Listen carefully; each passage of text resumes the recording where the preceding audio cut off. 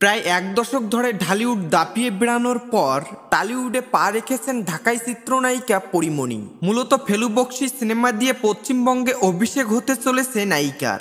আগেই জানিয়ে দেওয়া হয়েছিল আগামী বছর 17 জানুয়ারি মুক্তি পাবে ছবিটি। এবার সামনে এলো সিনেমায় পরীমণির লুক, যেখানে পরীর চরিত্রের নাম লাবণ্য। সম্প্রতি পরীমণি তার ফেসবুক পেজে ফেলু বকশীর পোস্টার শেয়ার করেছেন।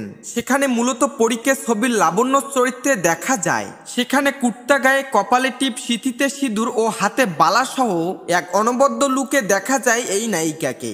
সেই পোস্টারের ক্যাপশনে পরী লেখেন, লাবণ্যের সাথে পরিচিত হন, যিনি তার উষ্ণতা এবং আত্মবিশ্বাস দিয়ে সমস্ত কিছুকে প্রজ্বলন করে। বিশেষ করে তার চওড়া হাসি ও চমৎকার মন দিয়ে যিনি বুদ্ধিদীপ্তভাবে মানবিকতা এবং ভালোবাসাকে ছড়িয়ে দেয়। পরীর এমন লুক দেখে তার ভক্তরা খুব খুশি। সেটা পোস্টের নিচে ভক্তদের করা মন্তব্য দেখেই বোঝা যাচ্ছে। একজন মন্তব্য করেছেন, শুভকামনা রইল, অপেক্ষায় আছি। আরেকজন লিখেছেন ওয়াও। অন্য আরেকজন মন্তব্য করেছেন, অনেক সুন্দর লাগছে পরী।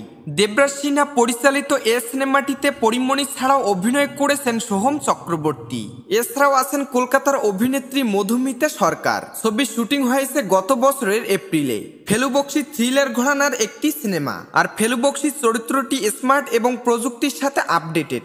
সাধারণ এক বাঙালি ছেলে যে খেতে খুব ভালোবাসে আর রহস্য সমাধান করতে, সেখানে রহস্যর কেন্দ্রে থাকেন পরীমণি।